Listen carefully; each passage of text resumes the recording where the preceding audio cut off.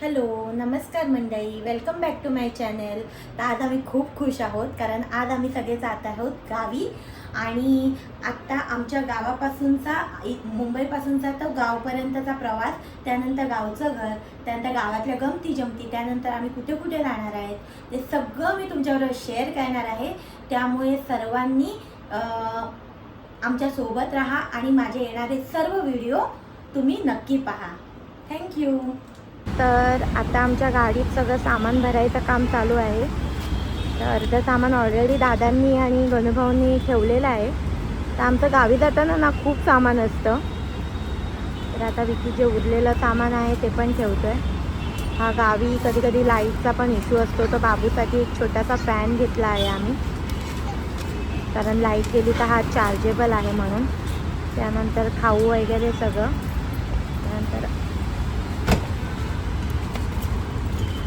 आता आमच्या गाडी पॅक झालेली आहे आणि आम्ही आता निघू.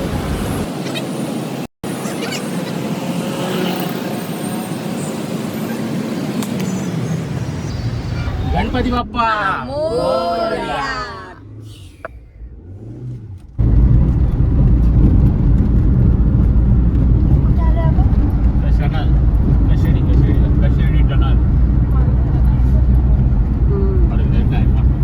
आता आम्ही खशेडी घाटात आलेलो आहे.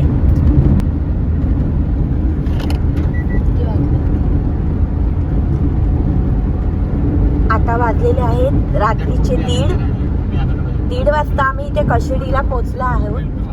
आम्हाला गावी पोचेपर्यंत जवळजवळ सकाळ होईल. आई जागे आहेत, आताच जागे झाले. जागेच आहे, फक्त एकच आमचा बाबड्या झोपलाय. आमची तिथे स्माईल करते, पोच देते एकदम.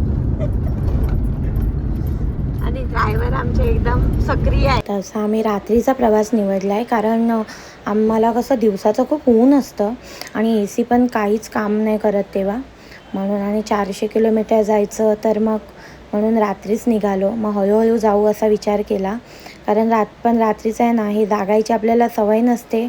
आणि ह्या समोरून ज्या लाईट्स येतात ना, त्या पण खूप त्रास देतात. पण चाललो आहे, हळूहळू जातो आता पुढे. तर आता सकाळचे 6:15 वाजलेले आहेत आणि आम्ही आमच्या घरातून 7 वाजता निघालो होतो. तर आम्हाला टोटल आता 7 वाजता निघून किती तास झाले? 7 ते 7 12 तास, 12 म्हणजे 11 तास झालेले आहेत. आणि 400 किलोमीटर एवढं आमचं गाव लांब आहे. तर आता आम्ही पोचू थोड्या वेळातच. तुम्हाला मी नक्की दाखवते की आमचं गाव कुठे येते. आता सगळे झोपलेत, अगदी साखर झोप येते, पण आम्ही जागे होतो. डुलक्या खात खात आम्ही जागे होतो.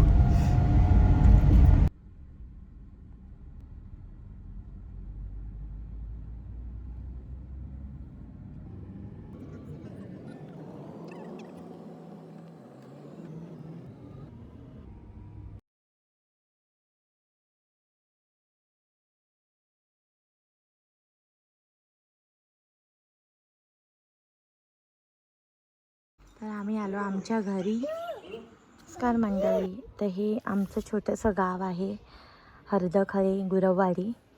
आणि हे आमचं घर आहे गावातलं. आमचं खूप मोठं कुटुंब आहे. तर हे वरती पण 3 रूम आहेत आणि खाली असं आमचं छोटंसं घर आहे. आणि इथे आम्हाला आता हरदखळे असं आमचं गाव आहे.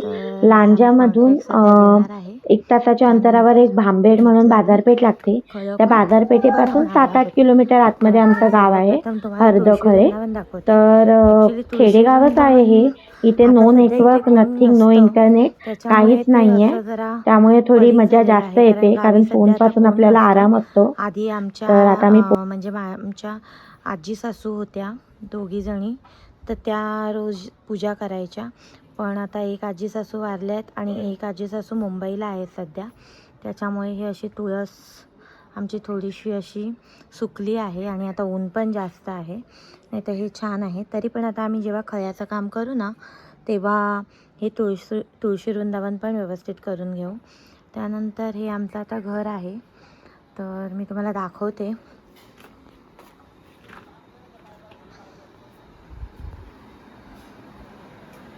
आमचं हे असं घर आहे. इकडून इथे असं देवघर आहे. आता सध्या आम्हाला सुतक आहे, त्यामुळे देवाची पूजा होत नाही आहे. पण हे असं छोटंसं देवघर आहे. त्यानंतर ही आमची खोली आहे. आता आम्ही सगळा पसारा आहे ॲक्च्युली, पण हे असं आमची खोली आहे. आणि ही माझी नणंद जी आता आलेली आहे. आई आमच्या बघा मस्त फणस कापतायत. आज गऱ्यांची भाजी आहे आमच्याकडे. आणि ह्या आमच्या मोठ्या काकी, म्हणजे माझ्या काकी सासू आहेत. काकी हाय. अशा माझ्या ना सगळ्या सासूच आहेत इथे अजून तरी. आणि माझे दीर सगळे लहान लहान आहेत. तर अशा 7-8 सासू आहेत मला.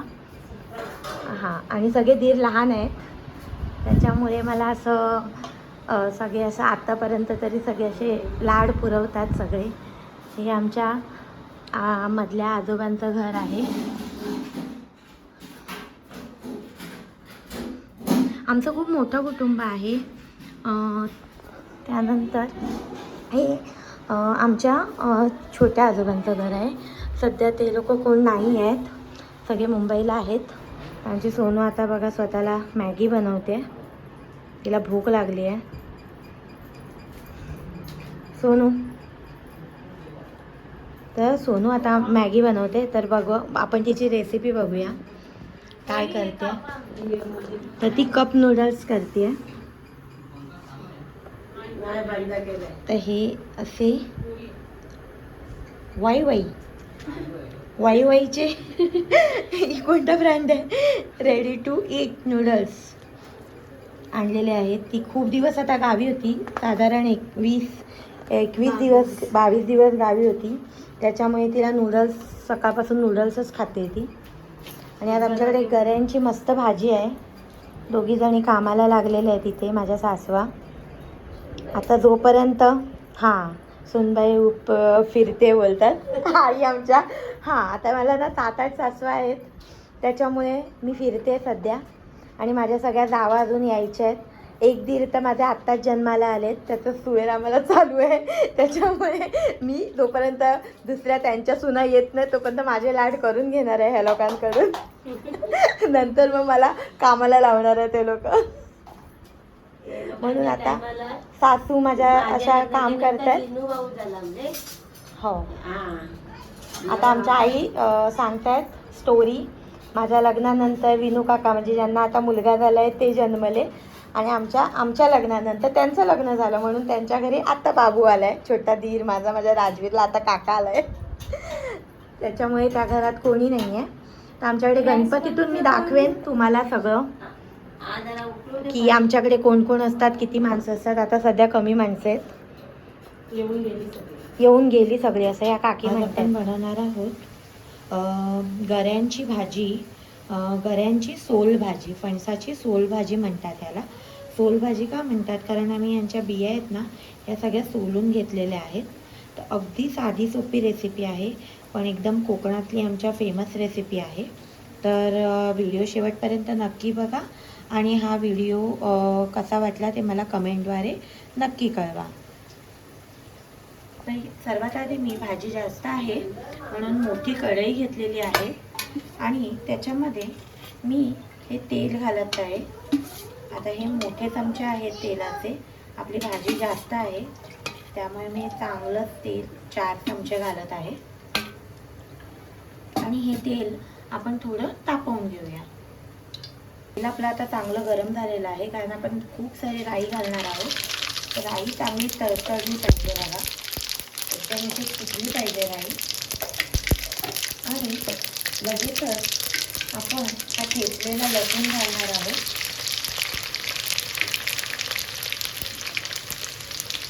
आणि कढीपत्ता घालणार आहोत. हा आमच्या झाडाचा, स्वतःच्या झाडाचा कढीपत्ता आहे.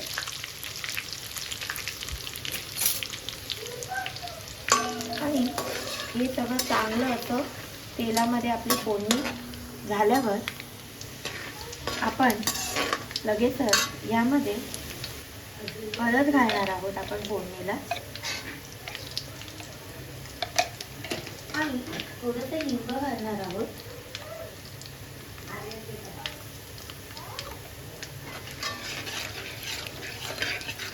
याच्यामध्ये आपल्याला तिखट मसाला पण टाकायचा आहे, पण ते आपल्याला गरे हे सगळे तेलामध्ये प्रॉपर परतल्यानंतर आपल्याला ह्याच्यामध्ये तिखट मसाला घालायचा. आता भरपूर प्रमाणात भाजी आहे, मी अशी चांगली परतून घेते ती सगळ्या बाजूने. आपण ते म्हणजे आपल्याला चांगली बघा व्यवस्थित परतून घ्यायची आहे सगळ्या बाजूने.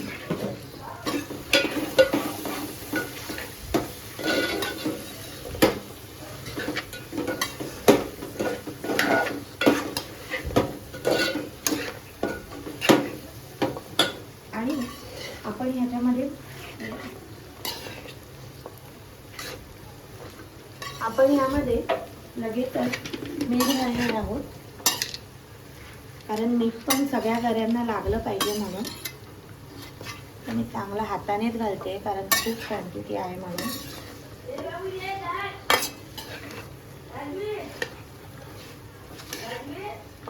मी आता बघा राई सगळ्या गऱ्याला लागलेली आहे प्रॉपर. आणि ह्याच मिनिटला आपण याच्यावर तिखट मसाला पण घालूया. आणि तिखट मसाला पण घालून आपण ह्याच्यावर झाकण ठेवून आपल्याला हे गरे प्रॉपर शिजवून घ्यायचे आहेत.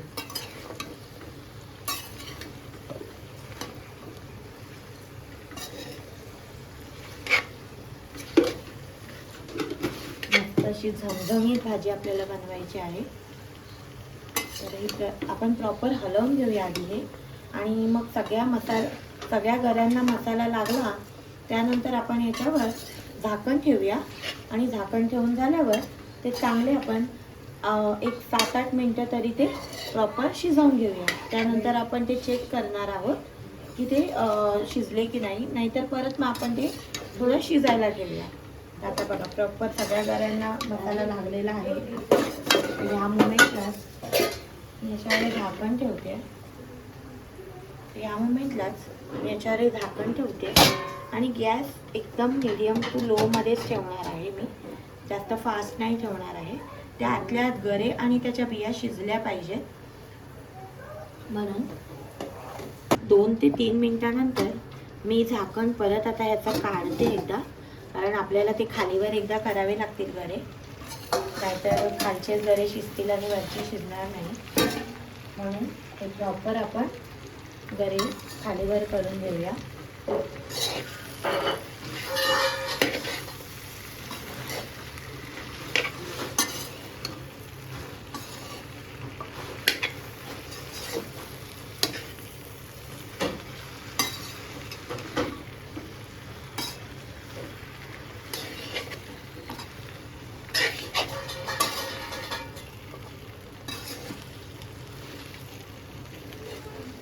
परत आपण एकदा परतलेले आहेत.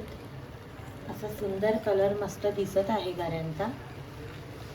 ॲक्च्युली इथे प्रॉपर लाईट नाही आहे, पण मी तुम्हाला दाखवते की त्याचा कलर कसा आहे. 1 मिनिट बघा, मस्त अशी भाजी झालेली आहे ही. आता आपण परतलं आहे प्रॉपर त्याला. आता परत आपल्याला ना हे शिजण्यासाठी वेळ द्यावा लागेल, कारण ह्या ना बिया आहेत ना त्या शिजल्या पाहिजेत, प्रॉपर एकदम नरम झाल्या पाहिजेत. मग मी परत हे मीडियम हीट गॅसवर मी हे परत झाकून ठेवते. आणि आता मी हे ना जवळजवळ 5 ते 7 मिनिटांनी ओपन करणार आहे आणि चेक करणार आहे की खालचे गरे जर शिजले असतील तर परत मी एकदा परतून घेणार आहे. तर अशी ही फणसाची भाजी आपली रेडी झालेली आहे आणि खूप छान झाली होती. आणि आम्ही जवळजवळ ही कढईभर भाजी 15 ते 20 मिनिटात खाऊन फस्त केली, कारण ह्या गोष्टी सगळ्या गावाकडेच मिळतात. आपल्याला शहराकडे ह्या गोष्टी सगळ्या दुर्मिळ असतात. त्याच्यामुळे आम्ही मस्त त्या गोष्टींवर ताव मारतो. आणि इथे गावी भरपूर गमती पण केल्या आहेत आम्ही वनात जाऊन, तर त्या पण मी सगळ्या तुमच्याबरोबर शेअर करणार आहे. तर माझे सगळे येणारे व्हिडिओ तुम्ही नक्की पहा आणि लाईक शेअर सबस्क्राईब नक्की करा.